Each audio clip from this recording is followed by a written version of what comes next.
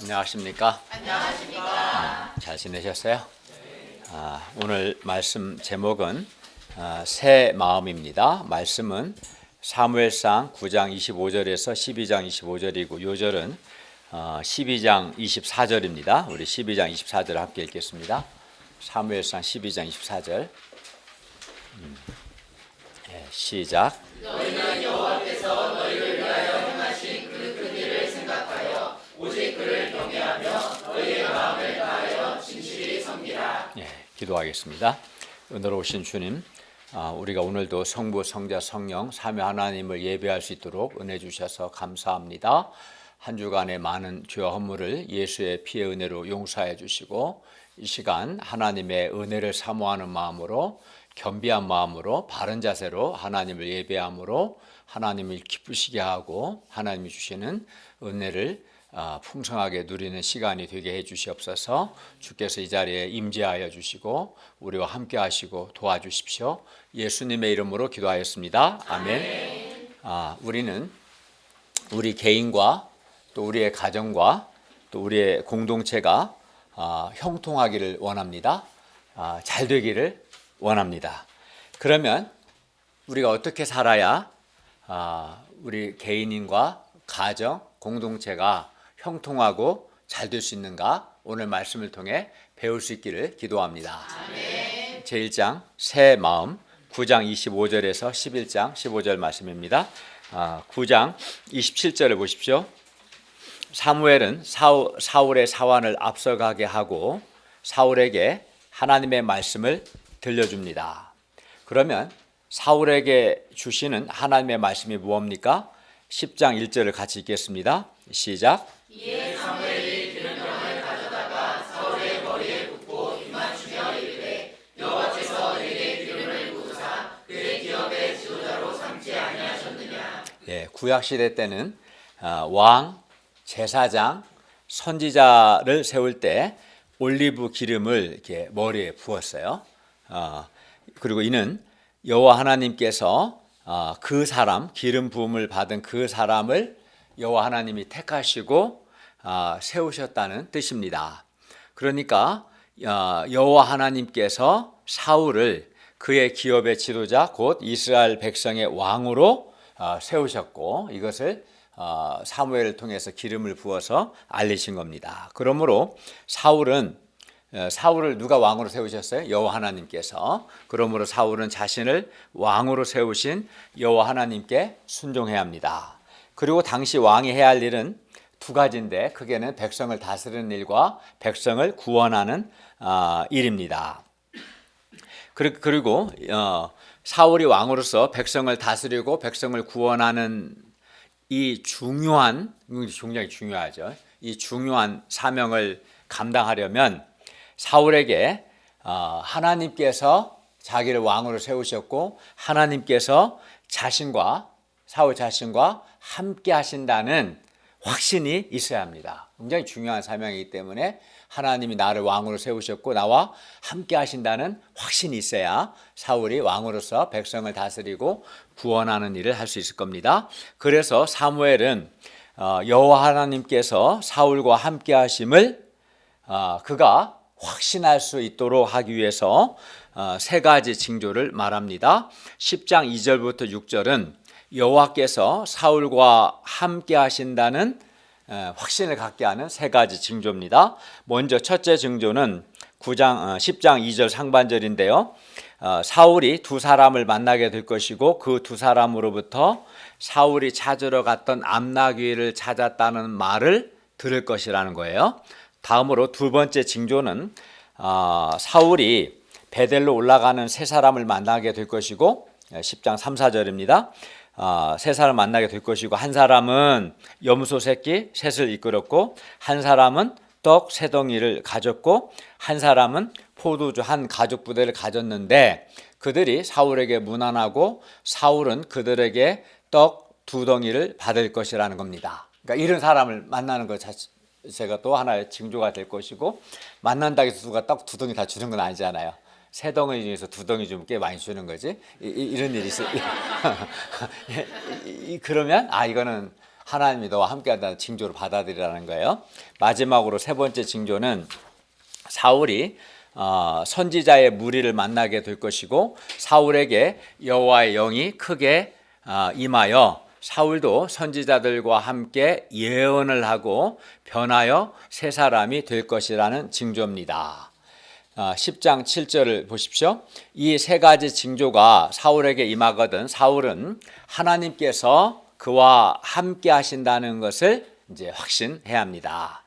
하나님은 사무엘 선지자를 통해서 사무엘은 이제 사사요 선지자 제사장 아주 특별한 위치였는데 하나님은 사무엘을 통해 하나님께서 사울을 왕으로 세우셨고 또 하나님께서 이 사울과 함께 하신다는 말씀을 사무엘을 통해 주셨을 뿐만 아니라 또 세 가지 이 징조도 주셔서 하나님께서 사울을 왕으로 세우셨고 사울과 함께 하신다는 확신을 갖도록 도와주십니다. 그만큼 하나님 어때요? 보니까 하나님은 되게 인격적이고 되게 친절하시죠. 왕 세웠으니까 네가 알아서 이제부터는 더 이상 묻지 마 귀찮으니까 이게 아니죠. 말씀 선지자를 통해서 그 하나님이 그를 왕으로 세우셨고 그와 함께 하신다는 말씀도 주시고 확신할 수 있도록 세 가지 징조도 주시고 하나님은 사람을 도우실 때 이렇게 굉장히 인격적으로 도우십니다. 그런데 10장 9절을 보면 사울이 사무엘의 말을 듣고 사무엘에게서 떠나려고 몸을 돌이킬 때 하나님께서 사울에게 새 마음을 주셨고 그날 그 징조 세 가지 징조가 다 응하였습니다. 그러므로 사울은 이제 하나님께서 사울을 왕으로 세우셨고 사울과 함께 하신다는 것을 확신할 수 있게 되었습니다. 이상에서 하나님께서는 주권적으로 사울을 이스라엘의 왕이요 지도자로 세우셨습니다. 그런데 하나님은 사울을 세우신 것으로 끝나지 않으시고 10장 9절을 보면 하나님께서 사울에게 새 마음을 주셨고 10장 6절을 보면 하나님의 영이 사울에게 크게 임하여 사울이 변하여 새 사람이 되었습니다. 그러니까 사울은 새 마음을 가진 새 사람이 된 것입니다. 그리고 여기서 하나님께서 사울에게 새 마음을 주셨다는 것은 히브리어를 직역하면 하나님께서 사울의 마음을 바꾸셨다는 거예요. 하나님께서 사울의 마음을 바꾸셨다. 이것을 이제 하나님이 사울에게 새 마음을 주셨다라고 번역한 겁니다. 우리는 여기서 하나님께서 사람을 세우실 때 새 마음을 주신다. 즉 그의 마음을 바꿔주신다라는 것을 배울 수 있습니다. 그러면 여기서 하나님께서 사울에게 새 마음을 주셨는데 사울에게 주신 새 마음은 무엇일까요? 하나님께서 사울을 지도자로 세우셨기 때문에 하나님께서 사울에게 주신 새 마음은 지도자로서의 새 마음입니다. 지금까지 사울은 착한 아들의 마음을 가졌습니다. 그는 착한 아들로서 집안일을 열심히 했습니다. 그의 생각의 범위는 자기 집안입니다. 자기 아버지 집안, 기스 집안이었을 겁니다. 물론 그가 지도자가 될 생각도 없었고 지도자의 마음은 더욱더 없었습니다. 그러나 하나님은 주권적으로 어떻게 보면 일방적으로 주권적으로 사울을 지도자로 세우셨고 그에게 새 마음을 주셨습니다. 사울의 마음을 바꿔주셨습니다. 그 결과 사울은 지도자로서의 새 마음을 갖게 된 것입니다. 그리하여 사울의 생각의 범위가 자기 집안을 넘어서서 이스라엘 나라 전체로 넓혀졌습니다. 나라를 어떻게 이끌어야 할지, 백성을 어떻게 다스리고 백성을 어떻게 구원해야 할지 사울이 이제 생각하기 시작했습니다. 하나님이 그에게 새 마음을 주셨기 때문에 그의 마음을 바꿔주셨기 때문에 하나님께서 사울을 지도자로 세우시고 그에게 새 마음을 주셨고 그가 지도자의 새 마음을 갖게 된 겁니다. 집안일 혹은 자기 일에만 자기 집안이나 혹은 자기 일에만 매여 있던 사람이 지도자가 되려면 새 마음이 필요합니다. 즉 지도자의 마음을 가져야 합니다. 자기 중심적인 마음으로는 지도자가 될 수 없습니다. 그런 사람이 지도자가 되면 그 공동체는 불행하게 되겠죠. 지도자가 됐으면 새 마음, 즉 마음을 바꿔야 합니다. 그런데 하나님께서 새 마음을 주십니다. 하나님께서 사람을 세우시고 세운 사람의 마음을 바꿔주십니다. 전에 우리는 대체로 자기중심적이었습니다. 주로 자기 일만 생각했고 자기 공부만 생각했고 저도 그랬습니다. 주로 관심이 좋은 대학 가는 거, 출세하는 거, 나를 벗어나지 않았습니다. 자기 일만 생각하고 자기 공부만 생각했고 주로 자기 문제만 생각했습니다. 자기를 벗어나기가 어려웠습니다. 전에. 그러나 하나님께서는 우리를 캠퍼스 목자요 또 학생들의 성경 선생으로 부르셨고 우리에게 새 마음을 주셨습니다. 하나님께서 우리의 마음을 바꿔주신 거죠. 저는 우리 목자님들을 보면 참으로 감사한 마음이 있습니다. 우리 목자님들도 과거 캠퍼스 목자 성경 선생이 되기 전에는 대체로 고난을 받지 않고 아니라고 편하게 살려는 마음이 강했습니다. 우리 학생들 중에 이런 분들 아직 있을 겁니다. 근데 우리 목자님들도 과거에는 그랬어요. 그리고 자기 중심적이었습니다. 그런데 하나님께서 우리 목자님들을 캠퍼스 목자요 성경 선생들로 부르시고 세우셨고 마음을 바꿔주셨어요. 새 마음을 주셨습니다. 그래서 지금은 안일하게 살고자 하는 마음을 부인하고 주님과 복음 역사를 위해서 고난을 받고자 하고 자기를 벗어나 교회 공동체 전체와 학생들, 양들을 생각하고 섬기고 있습니다. 우리 목자님들은 자기보다 먼저 하나님을 생각하고 공동체를 생각하고 양들, 학생들을 먼저 생각합니다. 그래야 기쁨으로 주님과 복음을 위해서 양들을 위해서 사랑의 수고를 하고 헌신하는 삶을 살고 있습니다. 그리고 이것이 하나님께서 주신 새 마음입니다. 이것이 하나님이 마음을 바꿔주신 겁니다. 그러니까 전에는 이렇지 않았는데 하나님이 마음을 바꿔주신 거죠. 새 마음을 주신 겁니다. 여러분에게 새 마음이 있습니까? 그런데 우리 학생들에게도 하나님께서 새 마음을 주셨어요. 과거에는 하나님과 성경에 대해서 별로 관심이 없었던 학생들이 지금은 성경을 공부하고 이 시간 이렇게 하나님을 예배하고 있습니다. 특히 수요 제자 예배에 참석해서 하나님의 말씀을 듣고 또 다른 사람들의 양식을 듣고 또 일용양식을 발표하며 또 찬양도 하고 기도도 하면서 믿음이 성장하고 있습니다. 말씀의 은혜를 받고 믿음이 자라고자 하는 소원 가운데 방학 중에는 로마서 특공대에 참여해서 옛날에는 이런 마음이 별로 없었는데 이렇게 하나님께서 새 마음을 주셔서 로마서 특공대에 참여하고자 하는 마음이 생겼고 지금 하나님의 말씀을 공부하고 있습니다. 그리고 이것이 하나님께서 주신 새 마음, 하나님이 마음을 바꿔주신 것이죠. 하나님께서 우리 학생들에게도 새 마음을 주셔서 감사를 드립니다.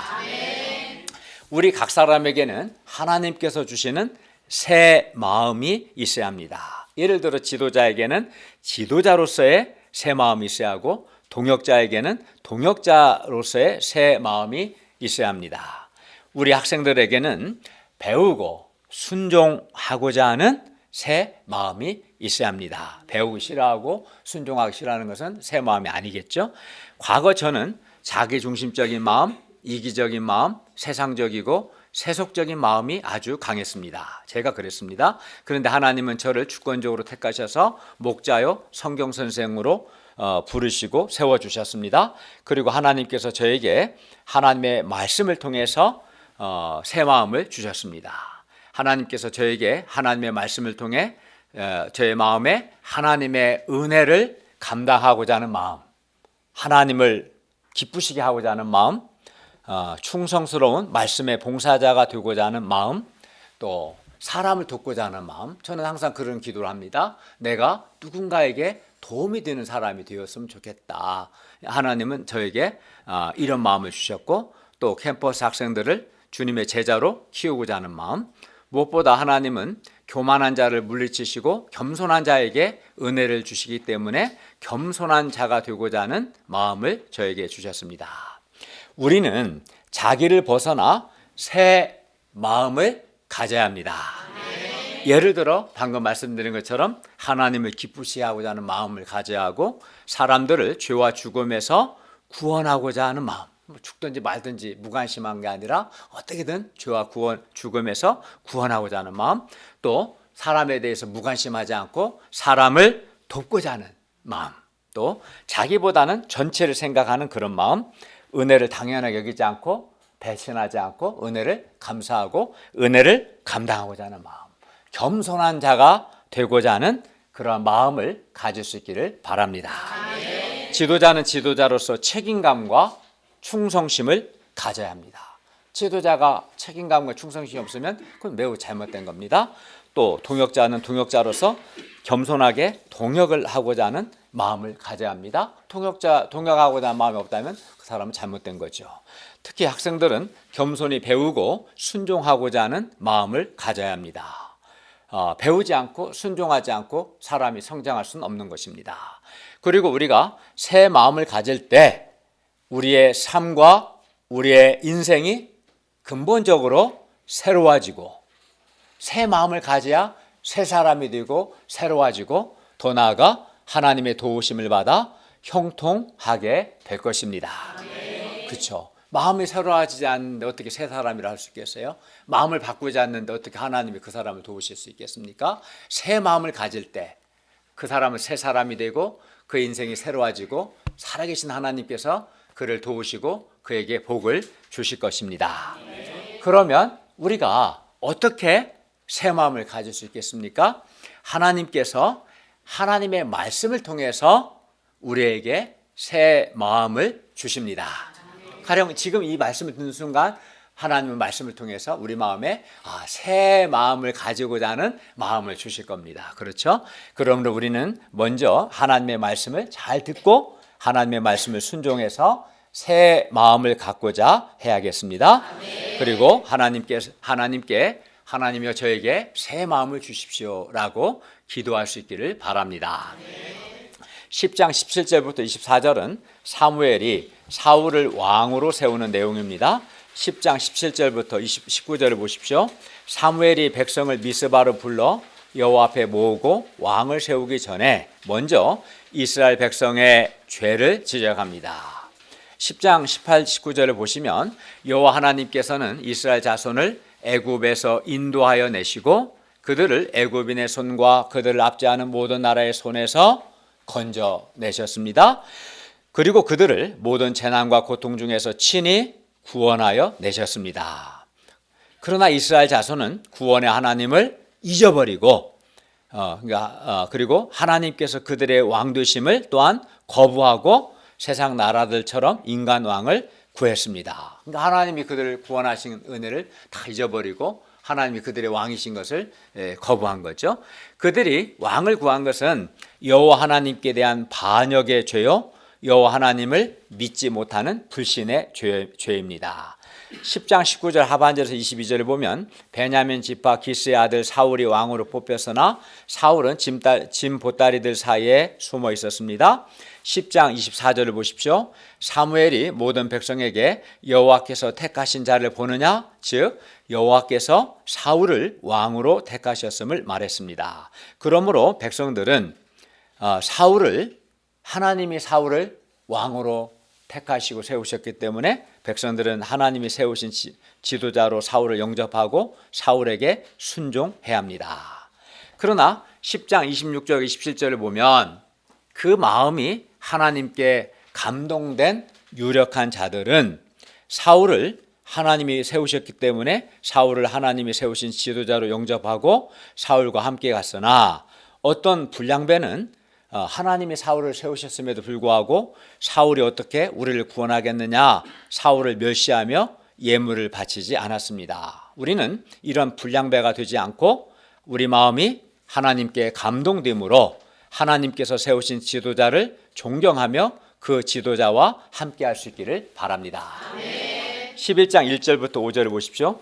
암몬 사람 나하스가 올라와서 길르앗 야베스에 맞서 진침해 야베스 모든 사람들이, 길르앗 야베스는 요단강 동편에 있는 이스라엘 사람들인데요, 나하스에게 11장 1절을 보시면 우리와 언약하자 그리하면 우리가 너를 섬기리라 했습니다.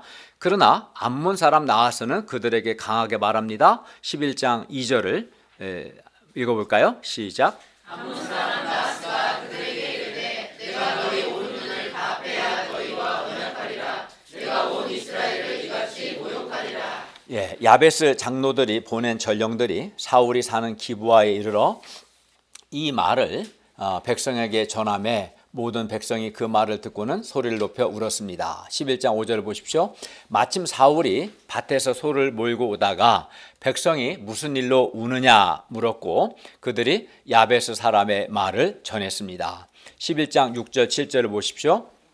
사울이 이 말을 들을 때 하나님의 영, 성령에 크게 감동됨에 그의 노가 크게 일어나서 한 결이 소를 잡아 각을 뜨고 전령들의 손으로 그것을 이스라엘 모든 지역에 두루 보내어 말합니다. 누구든지 나와서 사울과 사무엘을 따르지 아니하면 그의 소들도 이와 같이 하리라. 이에 여호와의 두려움이 백성에게 임하니 그들이 한 사람같이 나왔습니다. 사울에게 길르앗 야베스 사람들을 모욕하는 암몬에 대한 영적인 분노가 생겼습니다. 그리고 사울은 하나님께서 자기를 지도자로 세우셨다는 확신과 백성들을 구원하고자 하는 열정이 생겼습니다. 사울은 위기 가운데 있는 백성들에게 대해서 무관심하거나 회피하지 않았습니다.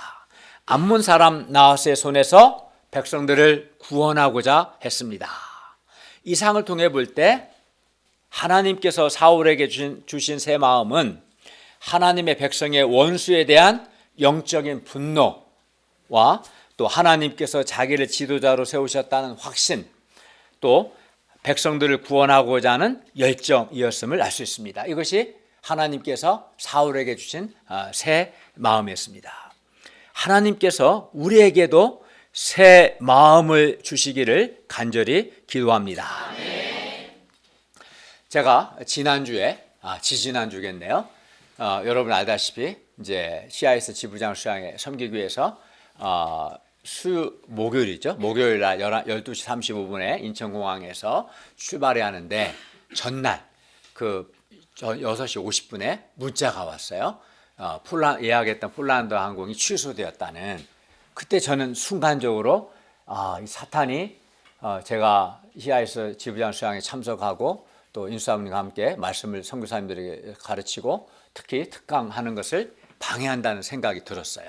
그 반면 하나님은 오히려 그걸 통해서 매우 기뻐하시는 확신이 생겨서 마음에 사탄과 싸워 이기고자 하는 그런 마음을 하나님 주셨고 간절히 기도하고 했을 때 하나님께서 은혜 주셔서 그날 밤에 에미레이트 항공으로 다시 예약할 수 있었고 오히려 합력해 선이 되어서 비행기 타는 게 힘든데 갈 때 3시간, 올 때 4시간 비행시간이 줄어드는 더 좋은 항공권을 구입할 수 있었어요. 그러니까 하나님께서 안 되겠다. 이번 휴양에는 참석하기 어렵겠다. 이거 갑자기 전날 취소했으니까 어쩔 수 없지. 그런 생각이 아니라 이 사탄과 싸워서 승리하고자 하는 그런 새 마음을 주셨고 싸워서 승리할 수 있었습니다. 오늘날 물질주의와 상대주의, 세상 정욕의 세력이 하나님께 대한 우리의 절대적인 순수한 믿음을 빼앗고 우리로 자기중심적이고 소시민적인 삶을 살게 하고 우리를 세상 정욕의 죄의 노예로 만들려고 합니다. 그러나 우리가 하나님께서 주시는 새 마음으로 우리 시대의 이러한 물질주의, 상대주의, 특히 불신앙, 세상 정욕에 대해서 정욕의 세력에 대해서 거룩한 분노를 할 수 있기를 바랍니다. 그리고 하나님께 대한 절대적인 믿음을 지키고 거룩하고 순결한 삶을 살고자 하는 그런 새 마음을 가질 수 있기를 바랍니다. 11장 11절을 읽겠습니다. 시작. 이튿날 사울이 백성을 상대로 나누고 새벽에 적진한 가운데로 들어가서 달이 더울 때까지 암몬 사람들을 치매 남은 자가 다 흩어져서 들고 함께한 자가 없어져라. 하나님께서 주신 새 마음을 가진 지도자, 대적에 대한 영적 분노를 가진 지도자, 백성을 구원하고자 하는 열정을 가진 지도자가 있었을 때 이스라엘은 암몬 대적을 쳐서 크게 이겼습니다. 크게 승리했습니다. 하나님께서 우리에게도 새 마음을 주셔서 우리도 이 시대의 물질주의, 상대주의, 불신앙, 세상 정욕에 대한 영적 분노를 하고 사람들을 구원하고자 하는 열정을 갖게 되기를 기도합니다. 사울이 새 마음을 가졌을 때 하나님께서 승리를 주신 것처럼 우리가 새 마음을 가질 때 하나님께서 우리를 도우시고 우리에게 승리를 주실 것입니다. 하나님께서 우리에게 할 수 있거든이 무슨 말이냐? 믿는 자에게는 능히 하지 못할 리 없느니라. 믿는 자에게는 모든 것이 가능하다.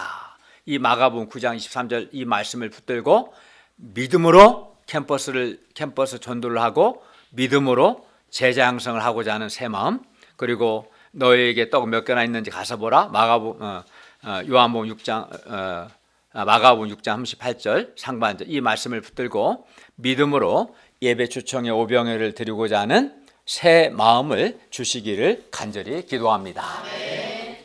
11장 13절을 보십시오. 여호와께서 오늘 이스라엘 중에 구원을 베푸셨음이니라. 사울은 승리의 때 여호와 하나님께 영광을 돌렸습니다. 이스라엘이 승리할 수 있었던 것은 여호와 하나님께서 그들에게 구원을 베푸셨기 때문입니다. 사울이 새 마음을 가졌을 때 여호와께서 구원을 베푸셨고 그 결과 승리할 수 있었습니다. 그런데 중요한 것은 살아계신 여호와 하나님께서 지금도 우리 중에 구원을 베푸십니다. 11장 14절을 보십시오. 사무엘이 백성에게 말합니다. 오라, 우리가 길갈로 가서 나라를 새롭게 하자. 물론 이 나라는 사울의 나라가 아니라 여호와 하나님의 나라입니다. 여호와 하나님께서 이스라엘 중에 구원을 베푸셨고 여전히 여호와께서 이스라엘의 왕이십니다. 11장 15절을 보십시오. 모든 백성이 길갈로 가서 거기서 여호와 앞에서 사울을 왕으로 삼고 길갈에서 여호와 앞에 화목제를 드리고 사울과 이스라엘 모든 사람이 거기서 크게 기뻐했습니다. 새 마음을 가진 지도자가 세워지고 왕과 백성 모두 여호와 하나님을 왕으로 받아들이고 순종할 때 기쁨이 있습니다. 그리고 이렇게 새 마음을 가진 지도자가 세워지고 지도자와 모든 사람이 여호와 하나님을 왕으로 인정하고 순종할 때 모임이 새로워지고 나라가 새로워집니다. 하나님께서 은혜 주셔서 우리 가운데 특히 우리 학생들 가운데 하나님의 영에 성령에 감동된 목자들, 새 마음을 가진 성경 선생들이 많이 세워지기를 간절히 바랍니다. 제2장 여호와를 경외하며 너희 마음을 다하여 진실이 섬기라. 12장 1절부터 25절 말씀입니다. 12장 1절부터 5절은 사무엘의 목자의 삶이 어떠했는가를 가르쳐 줍니다. 12장 2절을 보시면 사무엘은 어려서부터 선지자요 제사장으로서 하나님과 백성들을 섬겼습니다. 그러나 이제 늙어 머리가 휘어졌습니다. 즉 은퇴할 나이가 되었습니다. 그러면 사무엘은 지금까지 사사요 또 선지자요 제사장으로서 어떻게 목자의 삶을 살았을까요? 12장 3절을 함께 읽겠습니다. 시작. 내가 여기 있나니 여호와와 그의 길을 부음을 받은 자 앞에서 내게 대하여 증언하라. 내가 누구의 소를 빼앗았느냐, 누구의 가게를 빼앗았느냐, 누구를 속였느냐, 누구를 압제하였느냐, 내 눈을 흐리게 하는 뇌물을 누구의 손에서 받았느냐. 그리하였으면 내가 그것을 너희에게 갚으리라 하니. 사무엘은 과거 엘리의 아들들과는 달리 누구의 것도 빼앗지 않았고 압제하지도 않았고 뇌물을 받지도 않았습니다. 12장 4절을 보십시오. 백성들이 말합니다. 당신이 우리를 속이지 아니하였고 압제하지 아니하였고 누구의 손에서든지 아무것도 빼앗은 것이 없나이다. 우리도 사무엘과 같이 진실하고 겸손한 목자들이 되기를 기도합니다. 저도 10여 년 후에 은퇴할 텐데 은퇴할 때 여러분들에게 이러한 평가를 받기를 소원합니다. 12장 8, 9절을 보십시오. 야곱이 애굽에 들어간 후 이스라엘 조상들이 여호와께 부르짖음에 여호와께서 모세와 아론을 보내사 두 사람으로 이스라엘 조상들을 애굽에서 인도하여 내 내어서 가나안 땅에 살게 하셨습니다. 그러나 그들은 그들의 하나님 여호와를 잊었습니다. 하나님이 그들을 구원하셨는데 그들은 하나님을 잊었습니다. 하나님은 그들을 긍휼히 여기셔서 구원하셨으나 그들은 그들의 구원에 하나님을 잊고 하나님께 신실하지 않았습니다. 12장 9절 하반절에서 13절을 보십시오. 여호와께서는 구원의 은혜를 배반하고 여호와를 잊은 이스라엘 자손을 하솔 군사령관 시스라의 손과 블레셋 사람들의 손과 모압 왕의 손을 통해 치셨습니다. 징계하셨어요. 그러자 백성이 여호와께 부르짖었습니다. 살려달라는 거겠죠. 12장 10절 하반절을 보십시오. 우리가 여호와를 버리고 바알들과 아스타롯을 섬김으로 범죄하였나이다. 그러하오나 이제 우리를 원수들의 손에서 건져내소서. 그리하시면 우리가 주를 섬기겠습니다. 그러자 여호와 하나님께서 여룻바알과 베단, 입다, 사무엘 이 사사들을 보내사 이스라엘 자손을 사방 원수의 손에서 건져내셔서 그들에게 안전하게 살게 하셨습니다. 그러나 이렇게 하나님은 그들의 왕이 되셔서 그들을 구원하셨는데도 불구하고 그들은 암몬 자손의 왕 나하스가 그들을 치러 om을 보고 12장 12절을 보시면 그들의 하나님 여호와께서 그들의 왕이 되심에도 불구하고 여호와 하나님께서 그들의 왕 되심을 거부하고 세상 나라와 같이 불신자 나라와 같이 그들을 다스릴 인간 왕을 구했습니다. 그럼에도 불구하고 여호와께서는 왕을 구하는 그들의 요구를 들어주시고 왕을 세우셨습니다. 그러나 그들이 하나님이 그들의 요구를 들어주셔서 왕을 세우셨지만 그들이 반드시 명심해야 할 것이 있습니다. 그게 뭡니까? 12장 14절과 15절을 읽겠습니다. 시작. 너희가 만일 여호와를 경외하여 그를 섬기며 그의 목소리를 듣고 여호와의 명령을 거역하지 아니하며 또 너희와 너희를 다스리는 왕이 너희의 하나님 여호와를 따르면 좋겠지만은 너희가 만일 여호와의 목소리를 듣지 아니하고 여호와의 명령을 거역하면 여호와의 손이 너희의 조상들을 치신 것 같이 너희를 치실 것이라. 예, 왕이 세워졌다고 해서 왕이 전부가 아닙니다. 왕이든 백성이든 모두 여호와 하나님을 경외하여 여호와를 섬기며 여호와 하나님의 말씀을 듣고 그 말씀대로 살아야 합니다. 이거 중요합니다. 만일 왕이나 백성이 여호와 하나님의 말씀을 듣지 아니하면 그들은 망하고 맙니다. 이스라엘 백성은 이것을 잊지 말아야 했습니다. 왕을 세웠다 해서 전부가 아닙니다. 우리도 이것을 잊지 말아야 합니다. 우리가 여호와 하나님을 경외하며 그의 말씀을 순종하고 우리 마음을 다하여 진실히 하나님을 섬길 때 우리는 형통하고 잘 될 것입니다. 그러나 우리가 여호와 하나님의 말씀을 듣지 않고 또 여호와 하나님의 명령을 거역하면 여호와께서 우리를 치실 것이고 우리는 어떻게 될까요? 반드시 망하게 될 것입니다. 12장 16절에서 18절을 보십시오. 밀베는 때, 즉 비가 오는 시기가 아님에도 불구하고 사무엘이 여호와께 기도했을 때 여호와께서 우레와 비를 보내셔서 이스라엘이 그들을 구원하신 여호와를 잊고 인간 왕을 구한 것이 큰 죄임을 깨닫게 해 주셨습니다. 그러니까 하나님의 은혜를 잊고 하나님의 다스림 받는 것, 하나님 왕 되심을 거부하는 것이 큰 죄입니다. 12장 19절을 보십시오. 백성들은 그들이 그들의 모든 죄에 왕을 구하는 악을 더했음을 인정했습니다.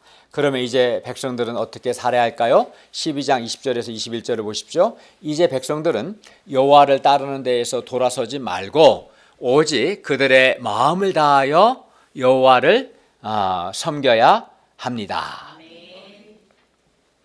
유익하게도 못하며 구원하지도 못하는 헛된 것, 즉 우상을 따르지 말아야 합니다. 12장 22절을 보십시오. 여호와께서는 그들을 자기 백성으로 삼으신 것을 기뻐하셨으므로 여호와께서는 그의 크신 이름을 위해서라도 자기 백성을 버리지 아니하십니다. 이스라엘 자손은 신실하지 않았지만 여호와 하나님은 신실하십니다. 12장 23절을 보십시오. 사무엘은 백성들을 위하여 기도하기를 쉬는 죄를 여호와 앞에 결단코 범하지 아니하겠다고 합니다. 즉 백성들을 위해서 중보기도의 수고를 감당하겠다는 겁니다. 사무엘은 또 백성들에게 선하고 의로운 길을 가르칩니다. 즉 무엇이 옳고 그른가, 옳고 그름을 가르칠 겁니다. 여기서 우리는 목자의 사명에 대해 배웁니다. 양들을 위해서 기도하고 옳고 그르침을 가르치는 것이 목자가 해야 할 일입니다. 이 일에 충성하는 사람이 좋은 목자입니다.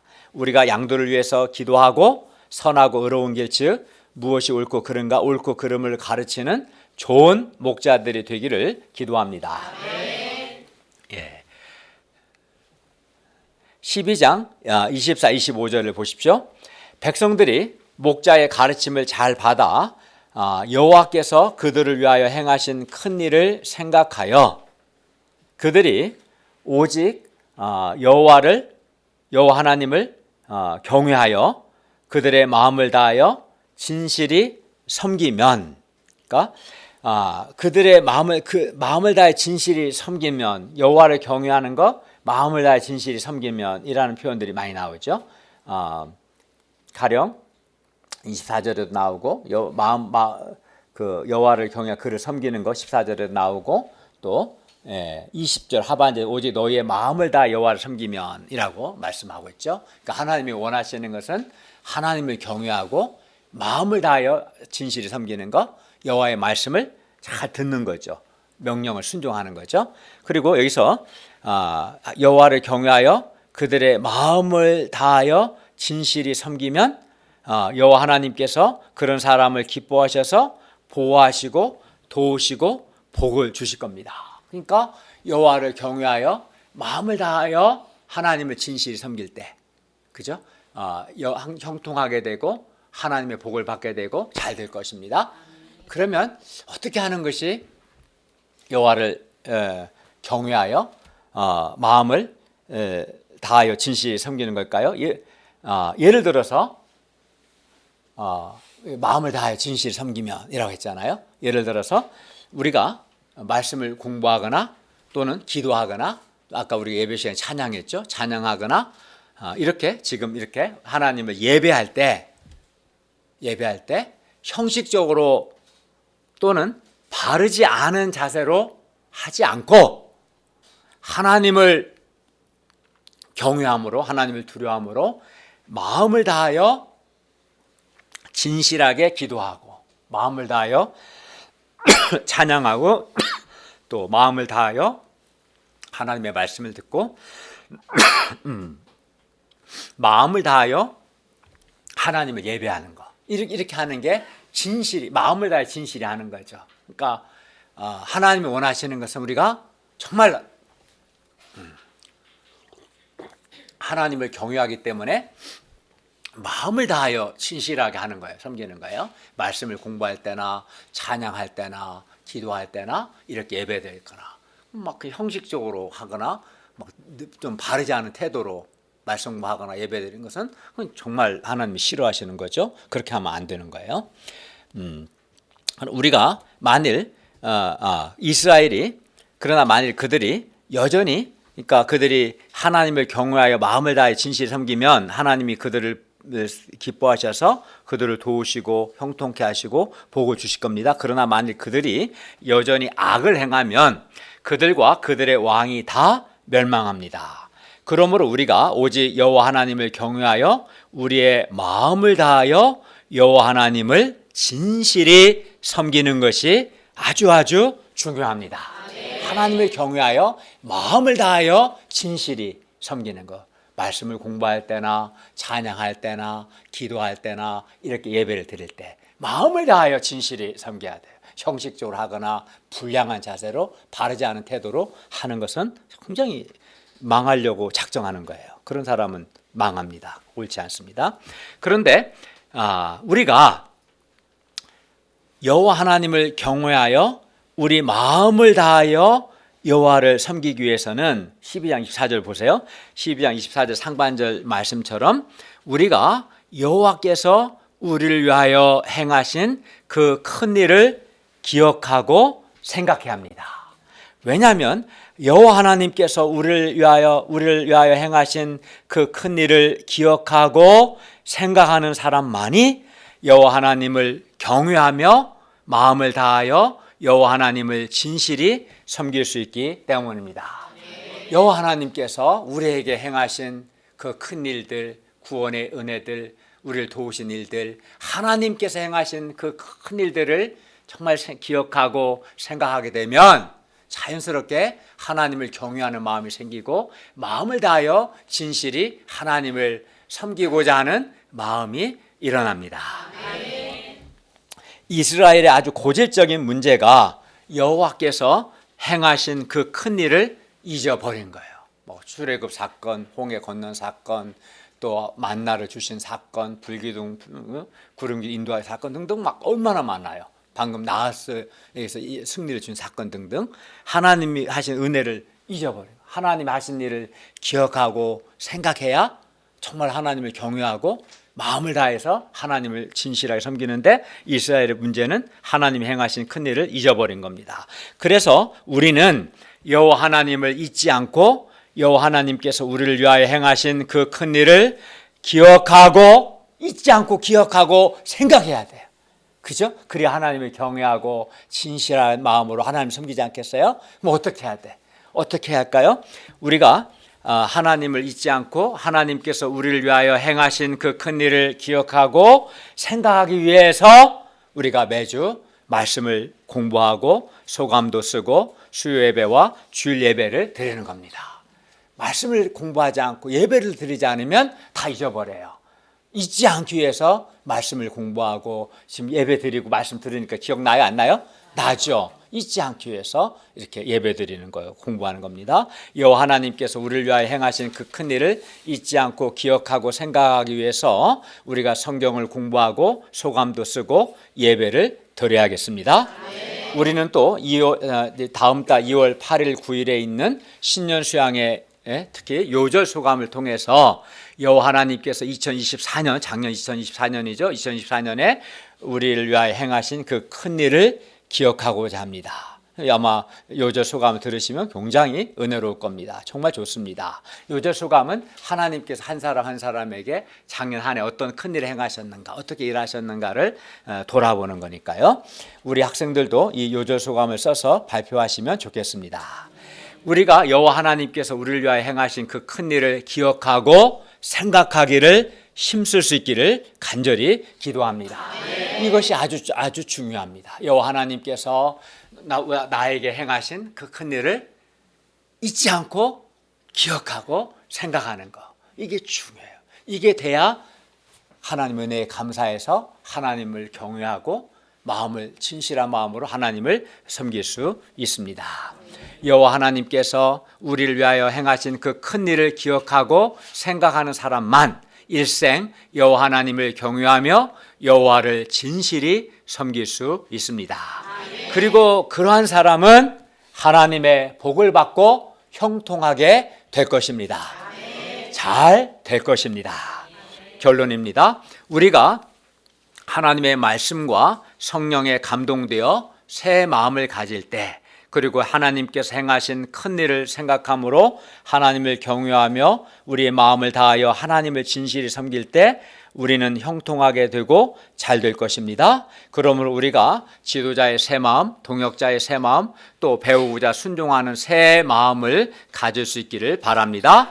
그리고 하나님의 은혜를 감당하고 하나님과 하나님의 말씀에 순종하고자 하는 새 마음, 또 살아계시고 전능하신 하나님을 믿는 믿음으로 살고자 하는 새 마음을 가질 수 있기를 바랍니다. 그리고 우리가 여호와 하나님께서 우리를 위하여 행하신 그 큰 일을 기억하고 생각함으로 여호와 하나님을 경외하며 마음을 다하여 진실히 섬길 수 있기를 기도합니다. 그리하여 하나님의 복을 받고 우리의 인생이 형통하게 되고 잘 되기를 바랍니다. 기도하겠습니다. 은혜로우신 주님, 우리의 인생이 진정으로 형통하고 여호와 하나님의 복을 받고 잘 되려면 우리가 하나님 주시는 새 마음을 가져야 하고 무엇보다 하나님이 행하신 그 큰 일을 잊지 않고 기억함으로 하나님을 경외하여 진실한 마음으로 하나님을 섬겨야 함을 가르쳐 주셔서 감사합니다. 우리가 그렇게 하여서 하나님의 복을 받고 형통한 인생, 잘 되는 인생이 되게 하여 주시옵소서. 예수님의 이름으로 기도하였습니다. 아멘.